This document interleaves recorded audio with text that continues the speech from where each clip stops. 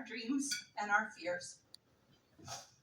Gina loved Halloween, Snoopy, and house music, and she was my best friend.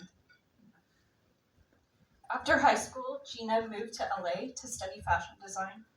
She loved tooling around the thrift stores on Santa Monica in her aqua-colored Carmen Ghia. Never one to sweat the small stuff, Gina held the hood down with a bungee cord. It used to fly up while she was driving on the freeway. The fuel gauge was also broken. I remember many frantic phone calls from Gina pleading for rescue on the side of the road. But damn, did she love that car. Later, Gina moved to Chicago, then Aspen, and finally Orange County, immersing herself in art, architecture, hospitality, and interior design. I loved visiting Gina, as my mom alluded, wherever she was in the world, as she was always pulsating with the vitality of the city. She was the best tour guide and always knew where the action was happening. We used to joke that Gina was the cruise ship director of our family. She would wake up each morning, eager to explore the world. There was never a dull moment with Gina around. Always giving of herself, Gina opened my eyes to many new places and new perspectives. She was a consummate student of life, but also an incredible teacher. Like a bright, beautiful shooting star, Gina embodied the YOLO ethos, you only live once, intuitively grabbing hold of and breathing in new experiences and feelings. Yet more than a keen observer, Gina translated all that she accumulated into her art, which she freely shared with the world. Even as a child, Gina had the impeccable, discerning eye of an artist, as well as the spicy temperament.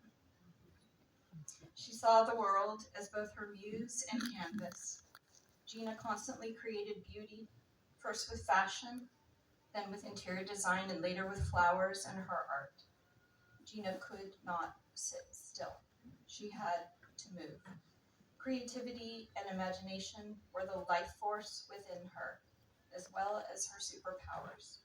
She loved the vibrant colors, textures, and smells of the world. She could tell you the Pantone color of the year, as she had likely been wearing or designing with it months or years before anyone else.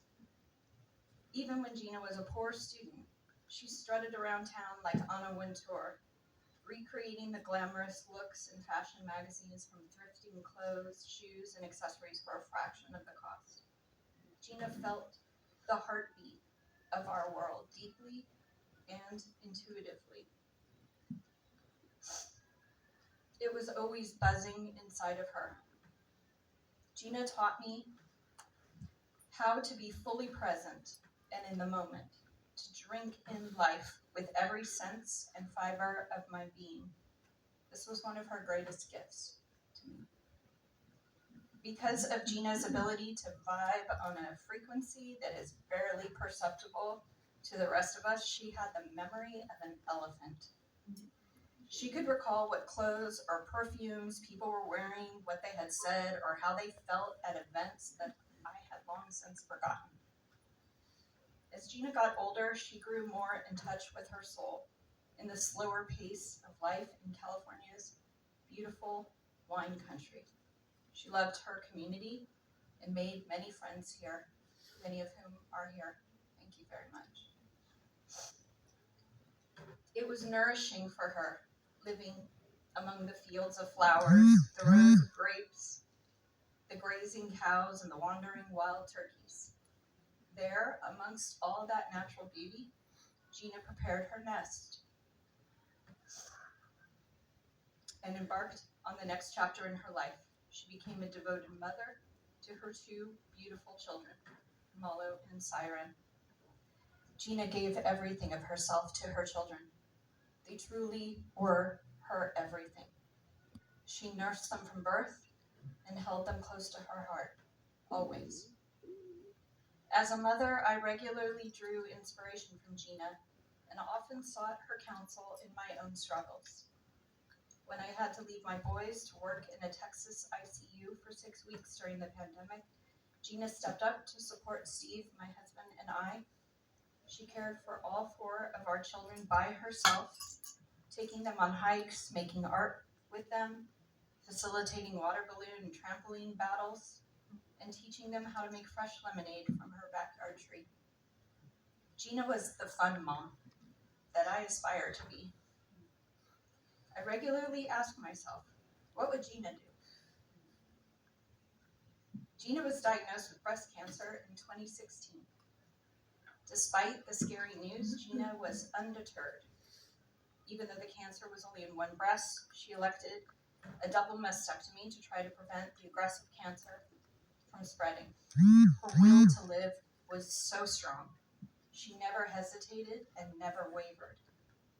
Gina faced cancer as she did with so many other obstacles, with courage, with dignity, with grit. She wanted to savor every moment of life. Despite being a single mom undergoing exhausting treatments for cancer, Gina regularly volunteered in her community. She donated her time and talent, modeling for the children the importance of a generous and kind spirit of giving. Gina lived faithfully to her values. She bravely walked the runway and posed topless for a photo shoot that raised money and awareness for breast cancer research. Where others may have turned away in the darkness of despair, Gina stood defiant and radiant. Her scars, a testimony to her bravery and a reclamation of her power. Gina had many struggles in life, as we all do, but she was always a fighter. Gina faced the unknown, guided by an unwavering sense of purpose. Gina was the person you wanted in your corner, as you knew she would always have your back. My sister was my ride or die. Loyal, authentic, always honest. Gina was resilient and persistent, pushing through difficulties that would have worn down others, not made of her tough metal.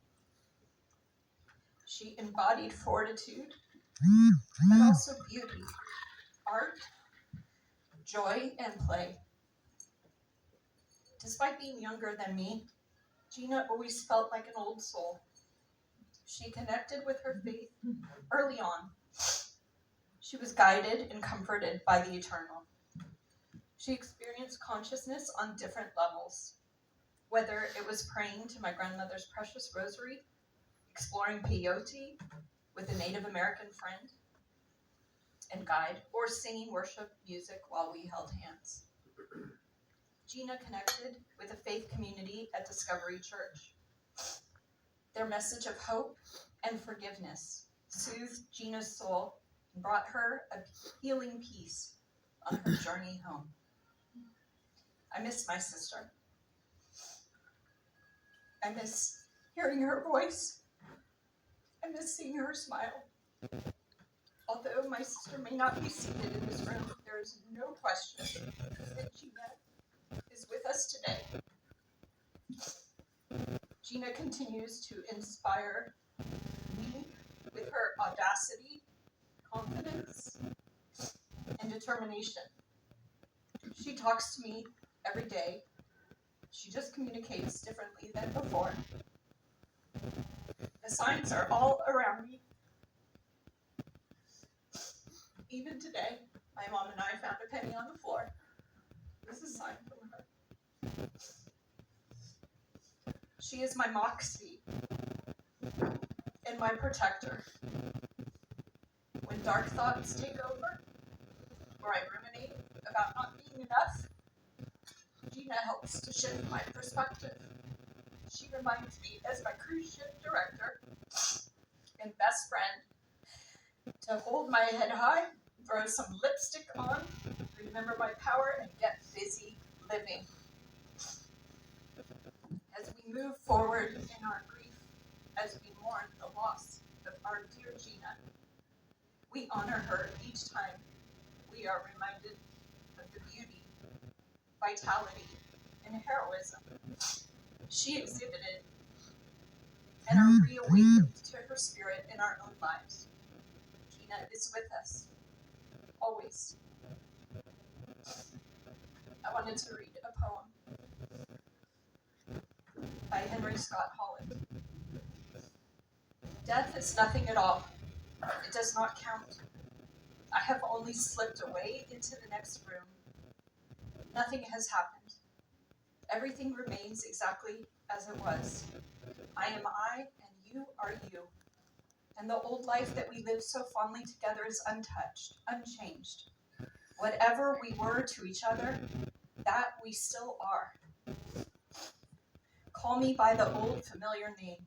Speak of me in the easy way which you always used to. Put no difference into your tone. Wear no forced air of solemnity or sorrow. Laugh as we always laughed at the little jokes that we enjoyed together. Play, smile, think of me, pray for me. Let my name be ever the household word that it always was. Let it be spoken without an effort, without the ghost of a shadow upon it. Life means all that it ever meant. It is the same as it ever was. There is absolute and unbroken continuity. What is this death but a negligible accident? Why should I be out of mind because I am out of sight? I am but waiting for you, for an interval somewhere very near, just around the corner. All is well. Nothing is hurt.